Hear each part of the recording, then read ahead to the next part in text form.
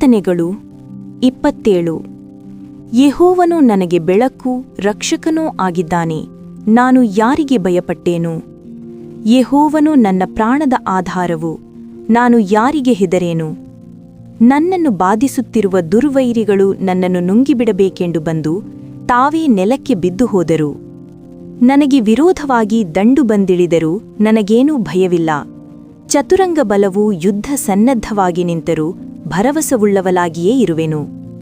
ನನ್ನ ಜೀವಮಾನದಲ್ಲೆಲ್ಲ ಯೆಹೋವನ ಮನೆಯಲ್ಲಿ ವಾಸಮಾಡುತ್ತಾ ಆತನ ಪ್ರಸನ್ನತೆಯನ್ನು ನೋಡುವುದಕ್ಕೂ ಆತನ ಮಂದಿರದಲ್ಲಿ ಧ್ಯಾನ ಮಾಡುವುದಕ್ಕೂ ನನಗೆ ಅಪ್ಪಣೆಯಾಗಬೇಕೆಂಬ ಒಂದೇ ವರವನ್ನು ಯೆಹೋವನಿಂದ ಕೇಳಿಕೊಂಡು ಅದನ್ನೇ ಎದುರು ನೋಡುತ್ತಿರುವೆನು.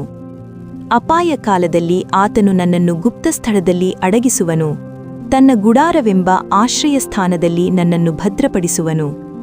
ಪರ್ವತಾಗ್ರದಲ್ಲಿ ನನ್ನನ್ನು ಸುರಕ್ಷಿತವಾಗಿ ಇರಿಸುವನು. ಹೀಗಿರುವುದರಿಂದ ನನ್ನ ಸುತ್ತಲಿರುವ ವೈರಿಗಳ ಮೇಲೆ ನನ್ನ ತಲೆ ಎತ್ತಲ್ಪಟ್ಟಿರುವುದು.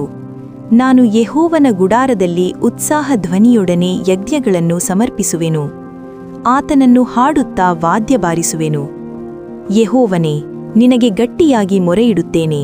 ನನ್ನನ್ನು ಕರುಣಿಸಿ ಸದುತ್ತರವನ್ನು ದಯಪಾಲಿಸು. ನನ್ನ ಸಾನ್ನಿಧ್ಯಕ್ಕೆ ಬಾ ಎಂಬ ನಿನ್ನ ಮಾತಿಗೆ ನಾನು, ಯೆಹೋವನೇ, ನಿನ್ನ ಸಾನ್ನಿಧ್ಯಕ್ಕೆ ಬರಲೇ ಬರುವೆನು ಎಂದು ಉತ್ತರ ಕೊಟ್ಟೆನು. ನನಗೆ ವಿಮುಖನಾಗಿರಬೇಡ, ನಿನ್ನ ಸೇವಕನನ್ನು ಕೋಪದಿಂದ ತಳ್ಳಬೇಡ. ನೀನೇ ನನಗೆ ಸಹಾಯಕನಾಗಿದ್ದೆಯಲ್ಲವೇ? ನನ್ನನ್ನು ರಕ್ಷಿಸಿದ ದೇವರೇ, ಕೈಬಿಡಬೇಡ, ತೊರೆದು ಬಿಡಬೇಡ. ತಂದೆ ತಾಯಿಗಳು ನನ್ನನ್ನು ತೊರೆದು ಬಿಟ್ಟರೇನು?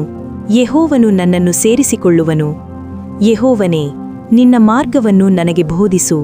ಹೊಂಚು ಹಾಕಿರುವವರಿಗೆ ಸಿಕ್ಕದ ಹಾಗೆ ನನ್ನನ್ನು ಸಮವಾದ ದಾರಿಯಲ್ಲಿ ನಡೆಸು. ಸುಳ್ಳು ಸಾಕ್ಷಿಗಳು ಬೆದರಿಸುವವರು ನನಗೆ ವಿರೋಧವಾಗಿ ಎದ್ದಿದ್ದಾರೆ. ಇಂಥ ವೈರಿಗಳ ವಶಕ್ಕೆ ನನ್ನನ್ನು ಕೊಡಬೇಡ. ಜೀವಲೋಕದಲ್ಲಿಯೇ ಯೆಹೋವನ ದಯೆಯನ್ನು ಅನುಭವಿಸುವೆನೆಂದು ದೃಢವಾಗಿ ನಂಬಿದ್ದೇನೆ.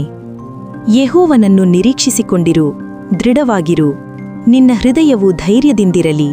ಯೆಹೋವನನ್ನು ನಿರೀಕ್ಷಿಸಿಕೊಂಡೇ ಇರು. ಆಮೇನ್.